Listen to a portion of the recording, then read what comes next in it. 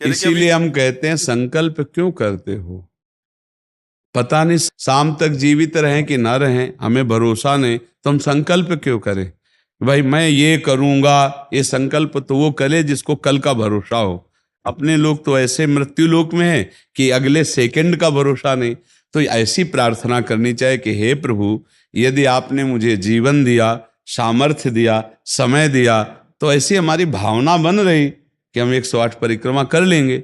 और अगर नहीं समय, नहीं शरीर सामर्थ्य रही, तो हम एक को नहीं करेंगे, तो कोई अपराध नहीं लगेगा। अगर संकल्प ले लिया कि अब 108 करेंगी, तो अब करना चाहिए। फिर देखो, संकल्प पूरा करना चाहिए।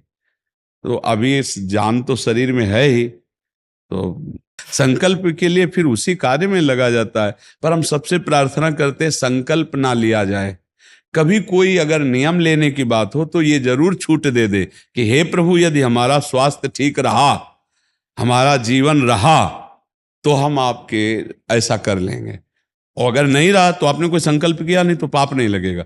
ऐसे थोड़ा अपराध बनने की होती है कि 108 की। जी वो तब होता है जैसे कोई डील करते हैं ना, गोवर्धन महाराज मेरे पुत्र का नौकरी लग जाए, मैं 100 परिक्रमा करूंगी, तब जाके थोड़ा सा ऐसा ज्यादातर होता होगा। हाँ ऐसे पर भक्ति मिले ऐसा हाँ, तो कम ही होता है। हाँ तो करना चाहिए, फिर हमें लगता है करना चाहिए। पर अगर समय के पधार गया तो फिर कैसे कर पाएगा? मृत्यु लोक है और मरण धर्मा शरीर है, तो मुझे तो भरोसा 1 मिनट का नहीं है अपने शरीर का कि 1 मिनट ही अगला जिएगा कि नहीं जिएगा। इसीलिए संकल्प विकल्प करने का अधिकार ही नहीं है। पता नहीं शाम तक जिएंगे क्यों भाई, पक्का है किसी को? अब पता नहीं शाम तक जिएंगे कि नहीं, तो हम क्या संकल्प करें? हमें तो यही कि प्रभु जैसे चलावे वैसे चल रहे।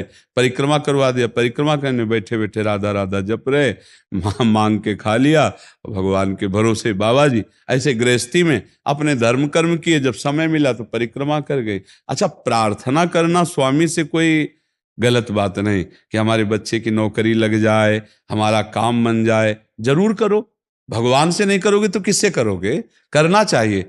पर ये करके कि हमारी कामना पूर्ण कर दो, हम इतना करेंगे, फिर बंधन हो जाएगा। हम इतना क्यों करें, तुम्हारी परिक्रमा करेंगे हमारा काम पूर्ण? स्वार्थी हो क्या? हमारे पिता हो, हमारे स्वामी हो, हमारी जरूरत है, मांग रहे कि प्रभु हमें एक संतान दे दो, हम आपको कुछ करेंगे। ये हम में बस नहीं, हमारे पास तो जो कुछ दिया हुआ सब आपका है नाथ। स्वाभाविक 108 परिक्रमा लग जाए, कोई बात नहीं। संकल्प मत करो, मांग जरूर लो, तुम्हें मांगना है। और छूट दे दो कि प्रभु यदि उचित हो तो ऐसा करना, अगर उचित ना हो तो प्रभु लाख बार मांगो तो भी पूरा मत करना।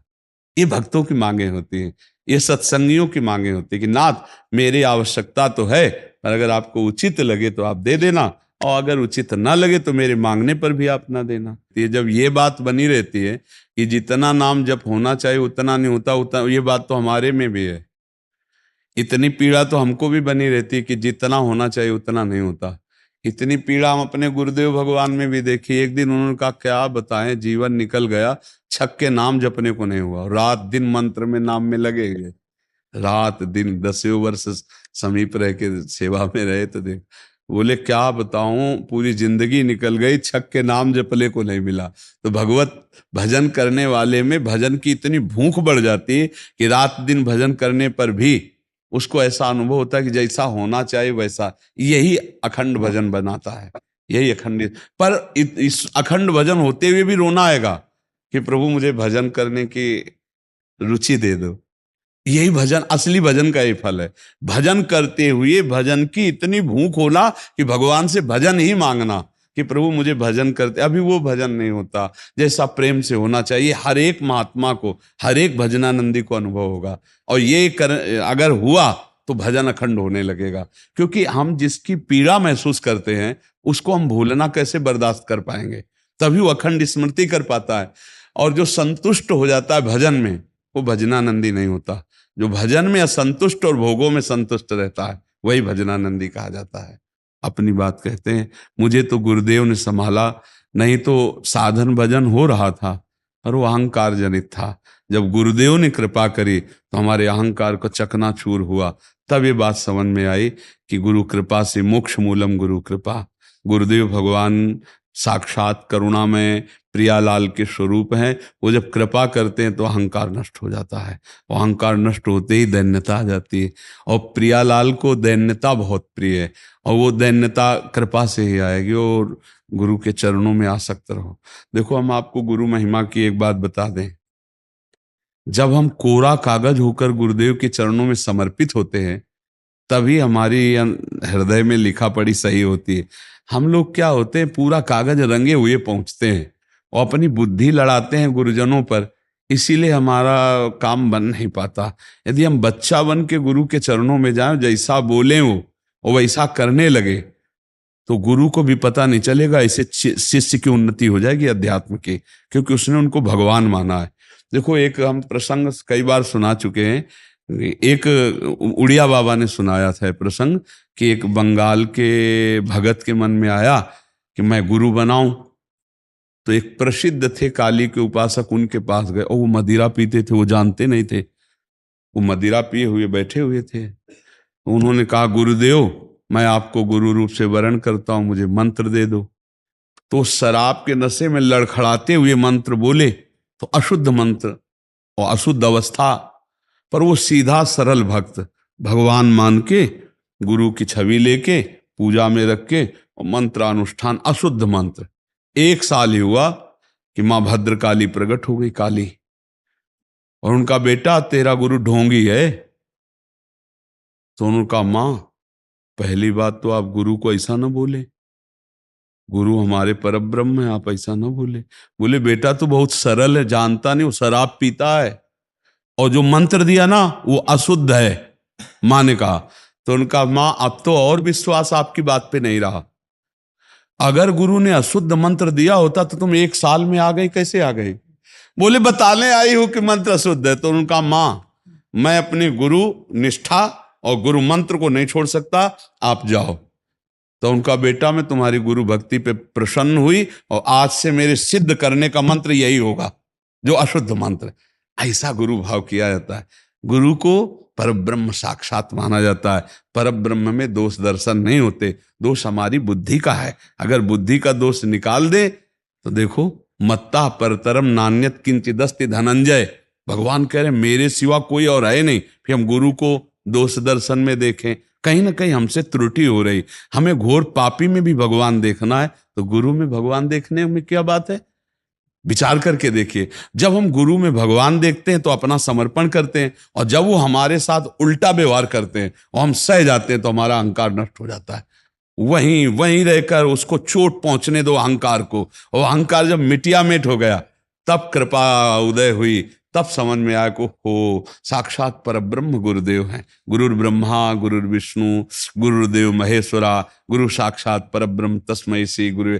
गुरु में भगवान बुद्धि करना बहुत कठिन बात है, सबसे कठिन बात विश्व में, समझ लो। गुरु में परब्रह्म बुद्धि करना, और गुरु में परब्रह्म बुद्धि नहीं तो कुछ भी कर ले, अहंकार नष्ट नहीं होगा। यह खुली बात कह रहे। गुरु ही एक वो खिलाड़ी हैं जो हमारे अहंकार को मिटिया मेट कर दे सकते हैं, दूसरा नहीं, दूसरा नहीं। इसीलिए ध्यान मूलम गुरु मूर्ति, पूजा मूलम गुरु पदम, मंत्र मूलम गुरु वाक्यम, मोक्ष मूलम। गुरु का चरणामृत पियो, गुरु की चरण रज लगाओ, और गुरु के आगे एक तुच्छ सेवक की तरह रहो, अभी दैन्यता आ जाएगी। अगर गुरु में दोष दर्शन होने लगे तो हट जाना चाहिए, और दूर से उनको परब्रह्म मान के बिना निंदा किए उनके द्वारा बताई हुई उपासना में रत हो जाए तो उसका परम कल्याण हो जाएगा। दूसरा गुरु बनाने की जरूरत नहीं है। परमात्मा प्राप्ति के लिए गुरु कृपा ही। हम तो आपको हाथ उठा के कहते हैं कि गुरुदेव की कृपा के बिना एक कदम नहीं चल सकते, एक कदम भी नहीं चल सकते। हम जैसे भूमि में ही कदम रख सकते हैं, ऐसे हम जीवित हैं, परमार्थ में चल रहे हैं, तो केवल अपने गुरुदेव की कृपा से चल रहे हैं, किंचन मात्र कुछ नहीं।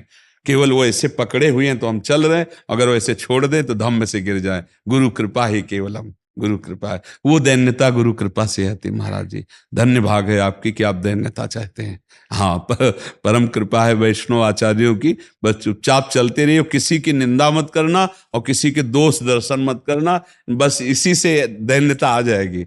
और दैन्यता में रोना आता है, जैसे अब आपका है ना, दैन्यता में रोना आता है कि मुझ जैसे अधम पर इतनी कृपा श्री कृष्ण की, महाप्रभु की, गुरु की, तो वो हृदय निर्मल होता चला जाता है। जब रुदन होता है ना प्रभु के, उसमें इससे ज्यादा और किसी तीर्थ में नहीं पवित्रता है जितनी रुदन में पवित्रता है। हाँ, रुदु सुश्रम राजन कृष्ण दर्शन लालसा, जब अपने प्यारे प्रभु के लिए रोना आता है तो हृदय निर्मल, तार तार निर्मल हो जाता है। और कबीर दास जी कहते हैं कि बिन रोए किन पाइया प्रेम प्यारा मीत, कबीरा हंसना छोड़ दे रोने से कर प्रीत, बिन रोए किन पाइया प्रेम प्यारा मीत। पर भगवान की 3 प्रकार की लीला है, एक है सृजन और एक है पालन और एक है संहार, और तीनों लीलाएं होंगी, पक्का होंगी।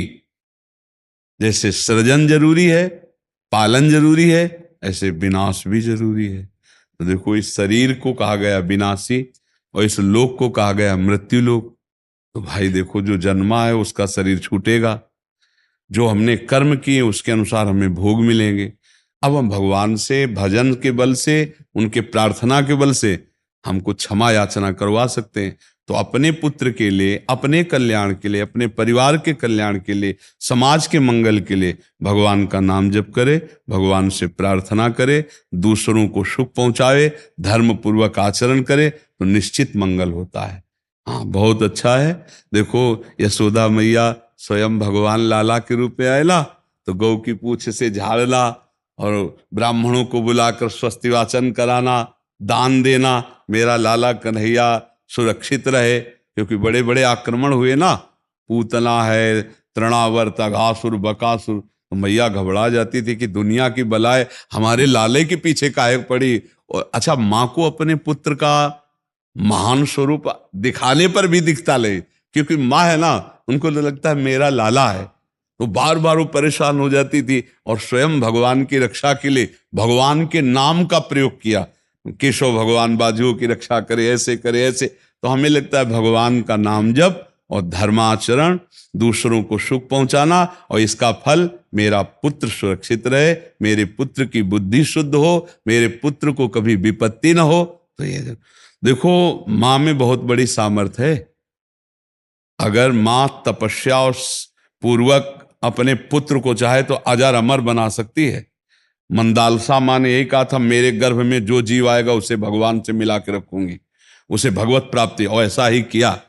देखो, गांधारी जी ने जे भी सुना कि धृतराष्ट्र हमारे पति होने वाले वो अंधे हैं, तो पट्टी बांध ली।